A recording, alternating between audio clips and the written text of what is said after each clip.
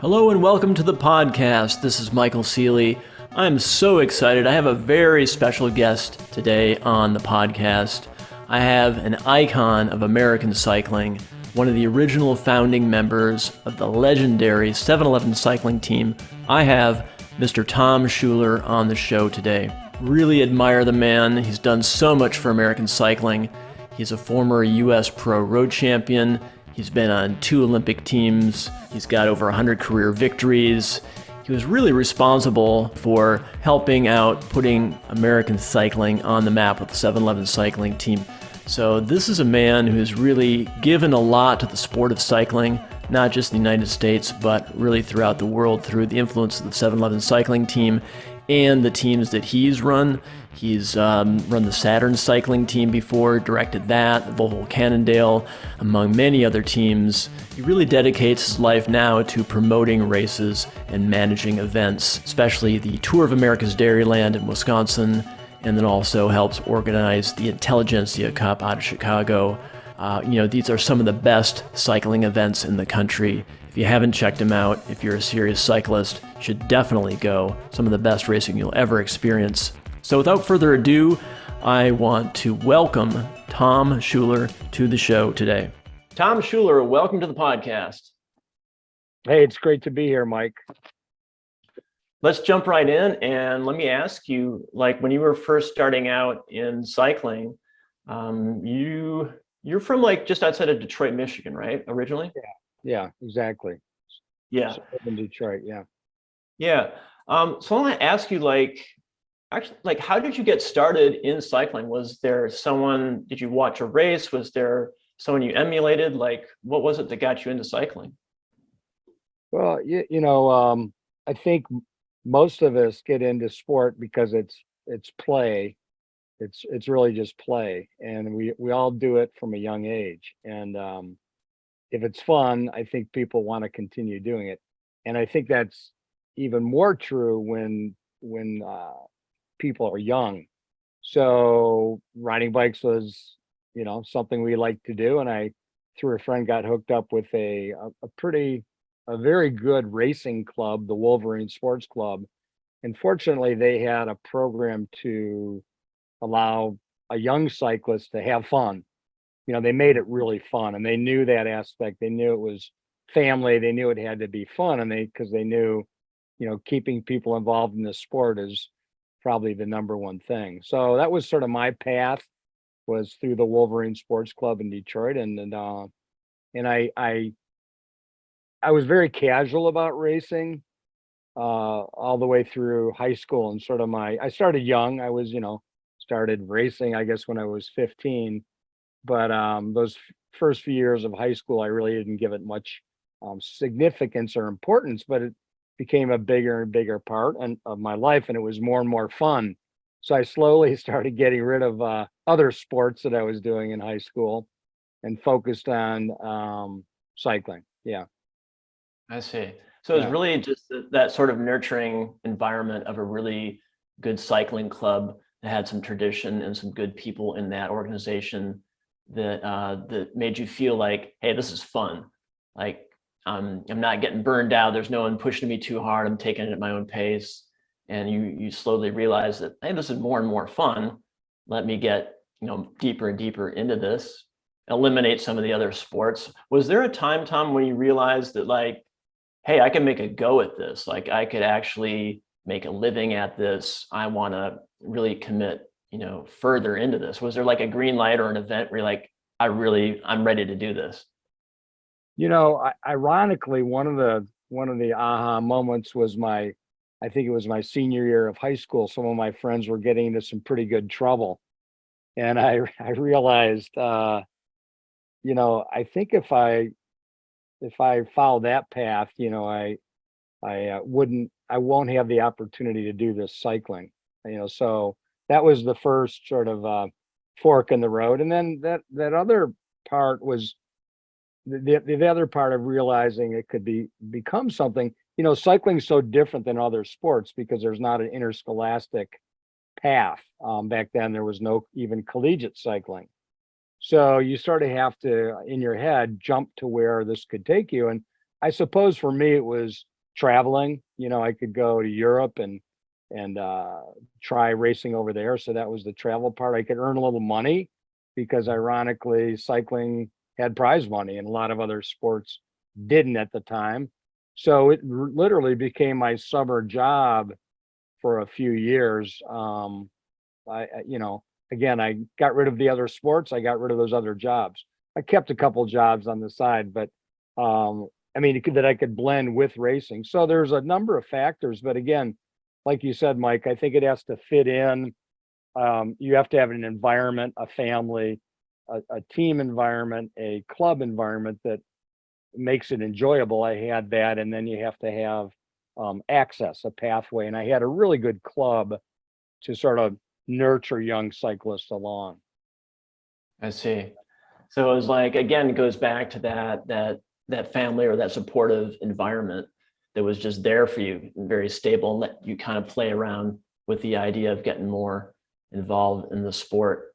So many of our mainline sports, football, baseball, basketball, usually the family unit is there in the beginning for support, and then there's coaches, there's clubs, there's teams. And in cycling, generally, I'm sure when you bike raced also, or when I bike raced, there wasn't a family aspect like there would be if you grew up in Belgium or Colombia, where cycling is a major sport, and you could be at the dinner table and grandma and grandpa were critiquing your performance that day, like we do in football, baseball, basketball. So I got support from my family, certainly, but I had to have another support group, and that was really the Wolverine Sports Club.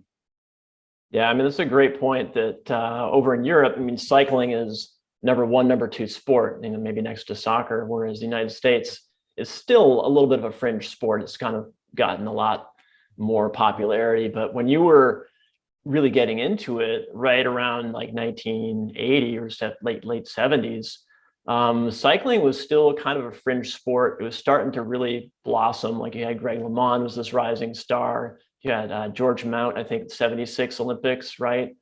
Like there was glimmers of hope for American cycling kind of really breaking into the big time. And so, you were one of the founding members of the 7-Eleven team, and that was in 81 that started. Is that right? Correct. Yeah. Yeah. And was that, so that was Jim Akowitz and you and a couple other people basically decided to kind of use Eric Heiden, I think, as like the showcase for this American Dream Team. Was that kind of how it started? Yeah, it was Akowitz, Heiden, both Beth and Eric, some other speed skaters, and Les Barczewski from Wisconsin, and Gordon Singleton, some Canadians. Were on this team for 2 years called AMF. And I think it was one of the first teams. I was in 79 and 80. That was one of the first teams to pay athletes. And it was probably, we were amateurs, but it could have disqualified us, let's say. And we got all of $200 a month. That was the pay. And we earned some prize money. Again, that was my summer job, essentially. And the core of that group, which was Akowitz, or some of the core of that group, the road riding core, Akowitz, myself, Eric Heiden, who else came from that team? I think maybe one other went onto the 7-Eleven team. And then we added Ron Heyman from Canada, Jeff Bradley, Greg Demjen, Roger Young was a Wolverine Sports Club, and Danny Van Hout. And that was seven riders that first year. And then we just kept expanding in year 2, 3, 4, 5. So I was on the team from the year it started till the year it ended 10 years later in 1990. And then I retired. Okay. And just for the span of my career was the 80s on that team. That's a great time to be in cycling, as they call the golden age of cycling. And just for listeners out there to refresh their memory, Eric Heiden, a lot of people have heard of him, but that was a while ago. He won 5 gold medals in the 1980 Winter Olympics, which is like phenomenal. So that was like the big ticket, the big kind of thing that got you really, really committed to cycling was this vehicle, right? The 7-Eleven cycling team. and it was super successful. You guys got amazing sponsorship and incredible results. The first American team to do the Tour de France, like all of this stuff. I'm sure you must have just really fond memories from racing the 7-Eleven. And this gets to like cultural camaraderie of the team or the support environment, like Wolverine Cycling Club. For a 7-Eleven cycling team, can you tell me just a little bit like what the experience was of when you were getting these more and more results, like Andy Hampson winning the Giro d'Italia, like you guys were just crushing it. There was a lot of Europeans who were expecting 7-Eleven to be kind of this fluke team. Like they didn't like, hey, the American cycling, it's not that serious, but all of you guys really stepped up. Was there a feeling of, I don't know, like in the early days of 7-Eleven cycling team, like we can really be an amazing team? Or was there doubt, trepidations? Like kind of what was the culture starting out on that team? Well, so we went off to Europe in '85. We turned professional, the whole block of us, after '84. '84 was an Olympic year in Los Angeles. And Akowitz, I think, spoke to some of us and said, what do we do now? What do we do now? Mm-hmm. Well, let's try going pro, which is in the back of all our minds what we wanted to do anyway. But there wasn't a pathway because, Greg LeMond had already done it. Jacques Boyer had already done it. A couple others had already done it, but they were absolute pioneers, lived in Europe, learned the language, weren't really able to take the American culture with them. They had to adopt to the French culture usually. And that's the case of Boyer and LeMond. They were on French teams. So we decided to do it our way and do it as we'd been doing it, mostly racing, a lot of criteriums, some track racing, but whatever America had to offer. And again, all the riders on the team had raced extensively in Europe as amateur on the road. So we'd already had that breadth of road racing depth, but we hadn't certainly done it at the professional level. So when we went off to Europe, we absolutely didn't have that confidence. We were sort of a goofball, the bad news bears. And, one thing you see in sport is the ones in charge try to keep the up and comers down. And so we got a lot of that in the peloton. We would get blamed for every crash. Whenever there was a problem, it was the Americans' fault or the Colombians. The Colombians were just coming into the peloton at that time also. In fact, I think when we rode the Giro in '85, I think it was a Colombian team's first Giro and certainly our first Giro. So again, like I said, we get blamed for every crash. And Davis Finney won a stage. No, I'm sorry. Davis did not win a stage that year. Ron Kiefel did, right? Kiefel won a stage and Hampson won a stage. You had, Ron won stage 17 into Perugia, and I think 15 into Perugia, and I think Andy won 18 up to, it was an uphill short stage, and Andy crushed it. So we won 2 stages in our first time out. And I think the other Italian teams then took us seriously. They were probably a little jealous because remember the lower level teams, they're fighting for scraps just like we were, right? Right. We ended up with 2 stage wins. Well, then we got more European sponsorship. And so as our results came, so did our confidence, so did our support. And we were really just able to build on that. And each year we added a little more European content. We improved our race calendar and we got more results. And Andy Hampstead, he was with our team as a quote guest rider in that '85 Giro. And then he came back to race for the team full time. And that's when he won the Giro. Cool. Yeah, you guys, I remember when I was cycling back in the '80s, hearing the results of the 7-Eleven team in Europe and just amazed by that and was so stoked because I knew that meant that was going to snowball into more and more sponsorship for other teams. And just, 7-Eleven was just, it's just such a pioneering team. Let me ask you, Tom, do you have any advice for, say, a young up and coming cyclist or really athlete for that matter, who is considering choosing between a couple of teams? Say they got some great results, they got the talent, they feel internally like they want to give it a go in the sport. Any advice for like choosing a team? Yeah, so there's a lot of factors that go into what the team you go with. An established athlete, money is a big part of that. But let's not talk about the once you're established part and the money, because there's different offers. But I think at the end of the day, for me, it always comes down to the right environment. The right environment for an athlete, even if it could be a team that doesn't look as good on paper, a team maybe you have a good feeling about the leader of that team or the coach, or you have a good feeling about a couple teammates. And in many cases in cycling, because it is so much a team sport, even though it doesn't look like it to the fan that doesn't understand the sport, all it can take is one or two teammates to bring you in and make you feel welcome, and then all of a sudden your teammates with everyone. So it helps to have that linkage to the team. Like I said, it could be through a coach, it could be through a friend, it could be through someone that recommends it, a previous teammate that recommends it. But at the end of the day, I think and in managing teams, I think about this a lot when I see our athletes and how they work with the group. Is that at the end of the day, it has to be a gut feeling based on all these pieces that are logical, like, oh, I like the coach, or I've worked with that coach, or I know someone on the team. But at the end of the day, it has to be a gut feeling. One thing is, sometimes athletes want to get away from the established program they've been with and try a new coach or try a new program. And that's important to, taking that next level up. Is I want to learn something new. I want to learn from a new coach. So really, in your gut, it has to make sense, why you're going to that new team and why this new environment might be good for you. So there's a lot of factors, but I always say trust your gut.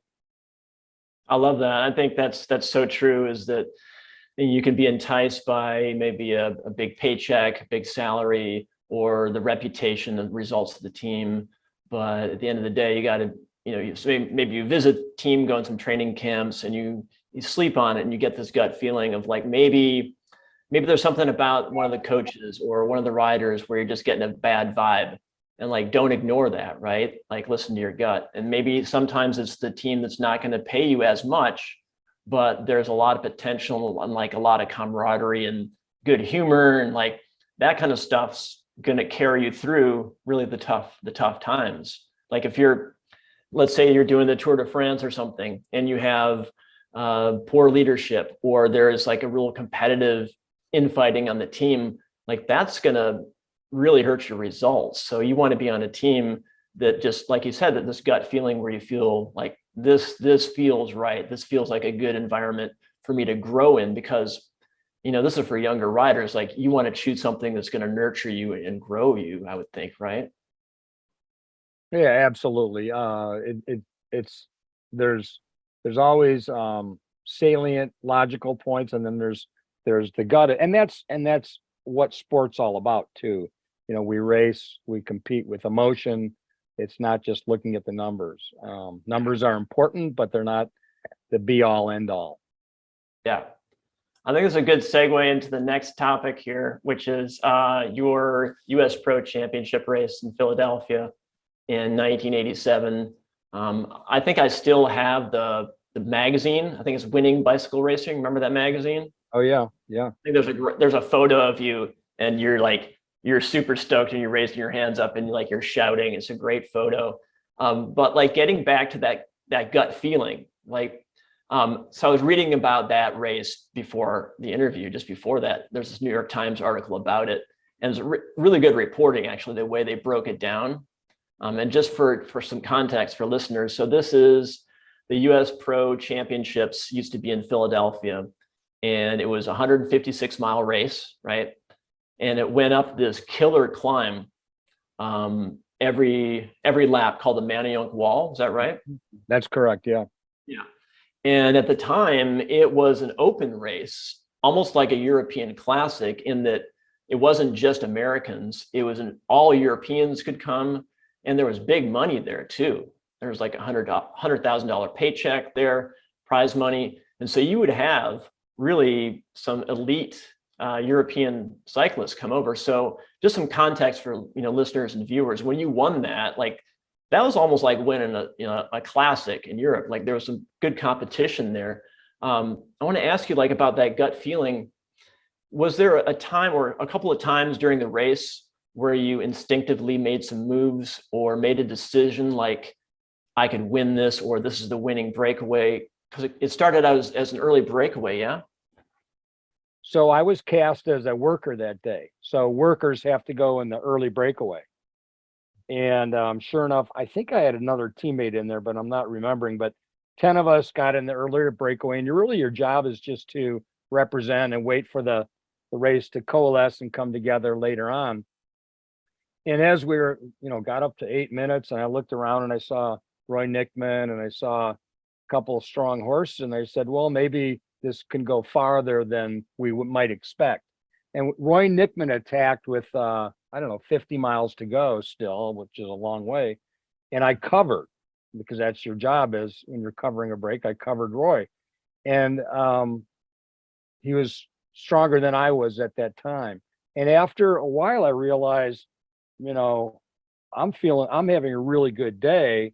I think I need to go pull for pull with Roy. So after a while, we started going pull for pull, but it wasn't till I was sure that I could make it to the finish line. Because if we went to the finish line and you don't represent your team and you get, smoked, then I didn't do my job. So Roy and I stayed away, and on the last lap, we got caught by two fresh riders from one from Italy and one from Denmark.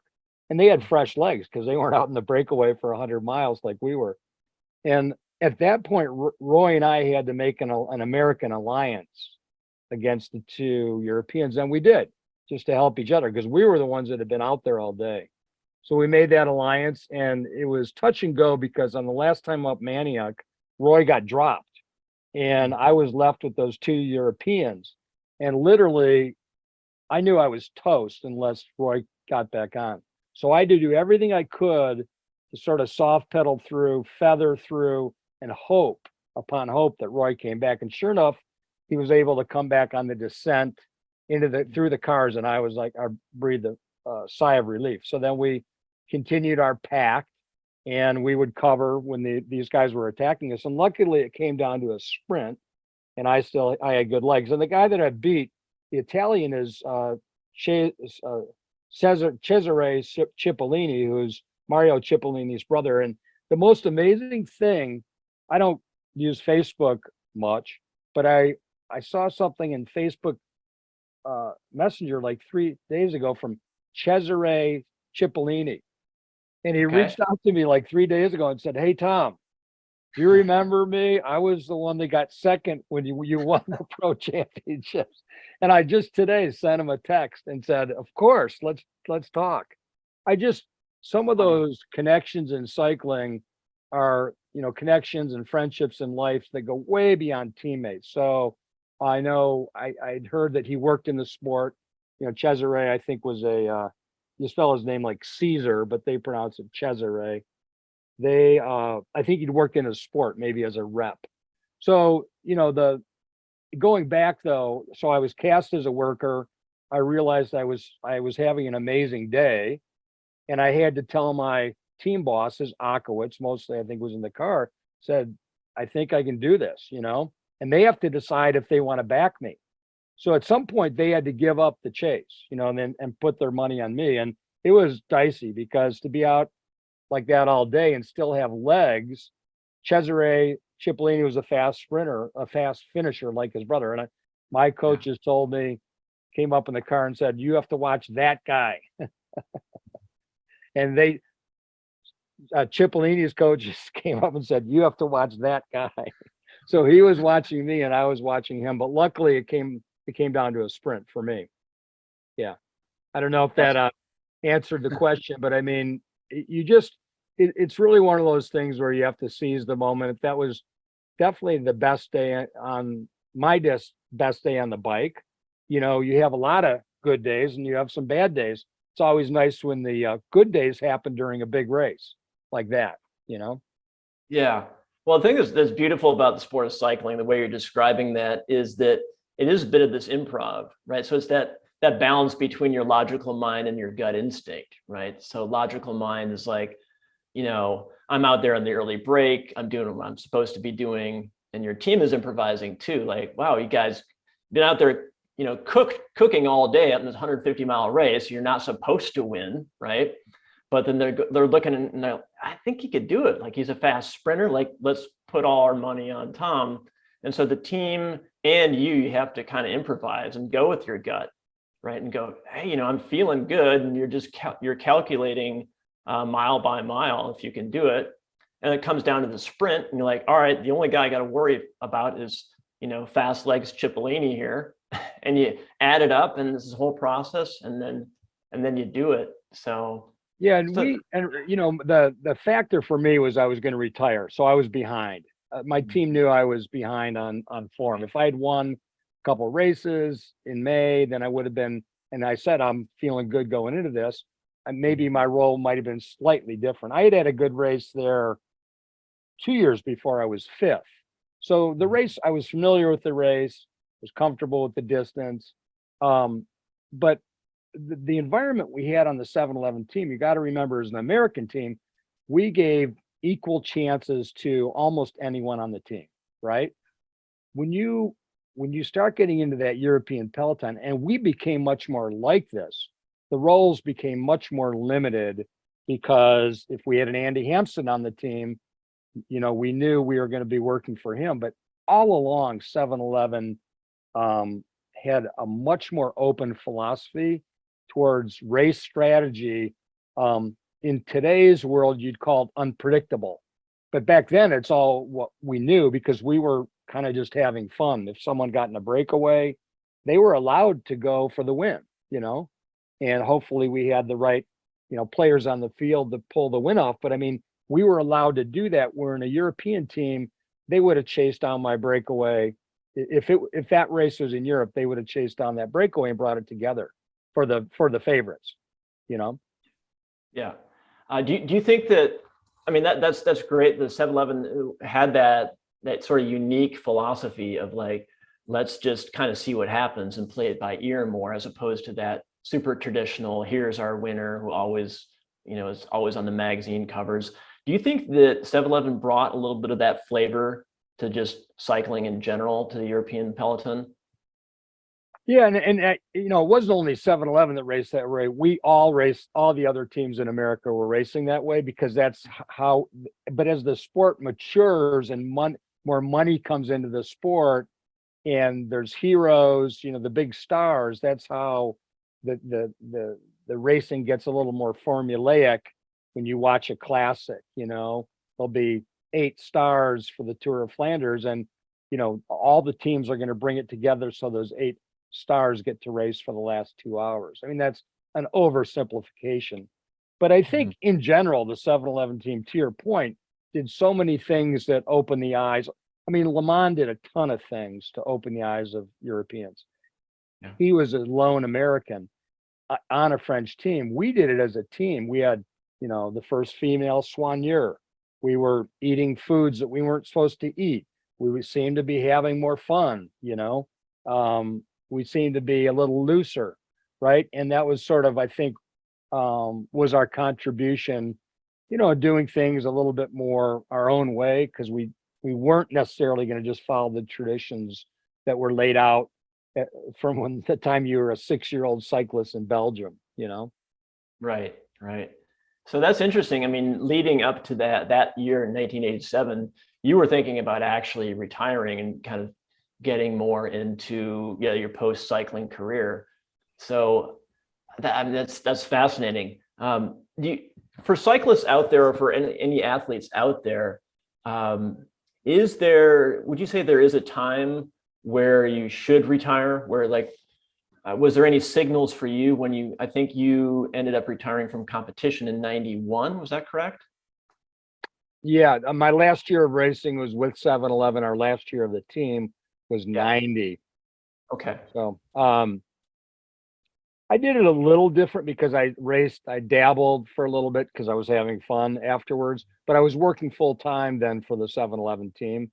In 87, when I was going to retire, I moved to Milwaukee to assist Jim Akowitz and the manager of the team. I became the assistant general manager. So working with sponsors, working with young athletes, all the things you do in managing a team. Um, and that's, again, I was going to retire and do that. However, we needed more help. So I came out of retirement and I had a value to the team and I was enjoying it. I think it became more enjoyable again because I had more of this balance. My wife Betsy and I had started having kids. So I had more of this balance between, home, work, and racing. When I was 100% racing, sometimes things are out of balance. I didn't have enough balance. So Mm. I think for me, um, that balance was an important thing. It was probably a little more difficult for me to be 110% in as a cyclist at that time. But as far as when to retire, yeah, I mean, hopefully everyone gets to do it on their own terms. That's the main thing. In cycling, sometimes that's not always the case. You may want to continue to race. You don't get a contract or a contract that's worth pursuing it. But it's really nice when people get to retire on their own terms. Maybe someone wants to go back to school. Maybe someone wants to spend more time with family, whatever it might be. And quite frankly, so many athletes of us are lifelong athletes anyway. So you may say I'm retiring from pursuing Ironman at a high level, but in fact, you might race local triathlons and do running races and that kind of thing. So I think so many of us, especially in the endurance sport category, are going to keep doing these sports on some level even after they retire, you know? Yeah. No, you can always, that's a great thing. You can always stay in touch with your sport to a certain extent. Well, Tom, I think we're going to wrap it up on this point. I wanted to ask you, how can people find out more about what you do, some of the events that you run, some of the teams you manage? Give us a little info or like websites, things like that. Yeah, I'm involved in a few bike events here in the Midwest. I either act as an event director or a back end worker on some of the cycling events here in Wisconsin, but specifically the Tour of America's Dairyland, which runs for 11 days in the latter part of June. And that's Tour of America's Dairyland. I'm a partner in that. And then the second one that I'm a partner in is the Intelligentsia Cup, which is a 10-day bicycle race in Chicago. And those two events are two of the largest bike racing events in the country. So I get to see and talk to teams and athletes, for 21 days and, 21 days in the months of June and July every summer. And it's kind of like, throwing a party in 11 different towns. And it's a lot of work, but afterwards it was people were happy they raced and they came out to see the races. So yeah, that's what I'm doing these days. That's awesome. I mean, that's just so cool that you're really nurturing American cycling. I mean, back in the day, the Tour of America's Dairyland used to be called Super Week, right? Correct. Yeah. I mean, you basically picked up the mantle and just kept that flame alive, and now it's growing. And now Right. Intelligentsia Cup in Chicago, like that is so cool. So people listening, you can do tons of bike racing in the Midwest in June and July, right? And get fast and have lots of fun, right? Yes, you can. You Awesome. can. Well, And thanks, Thomas, Mike. yeah, it's been a pleasure talking with you. I'd love to talk more. I just have so many great memories of racing with you back in the 80s, watching you dominate the races, usually just watching you win. So it's really a pleasure to talk with you. Again, you have so much to offer the sport, and it's so cool to see you involved. And hope to hang out with you maybe next summer in Wauwatosa. and have a beer or something like that. That'd be fun. Let's do it. And congratulations on your work in the sport. It's really important to help athletes that I'm sure you're become better athletes and better team members. So thanks for what you do. We'll see you in Wisconsin next summer, Mike. Sounds good, Tom. Okay, All right. take care. Take care. Bye. Bye. Hey, hope you enjoyed this episode with Tom Schuler. A couple takeaways here. Have fun in your sport. Whatever you do, make sure that you're having fun and you enjoy it. Also, choose an environment or a team that supports your growth. That's really important. Use logic, of course, but also listen to your gut. That's important. Your gut feeling about the team that you're on when you're in a race of the winning move or whatever sport that you play. Listen to your gut. I think that's really important. Tom was talking about that. Find some balance in your sport, and that's different for every athlete. So you know when you're on the edge of burnout, don't ignore that, and leverage your sport and your network to build something after your career is over. So that is it. Thanks so much for listening. We'll see you next time.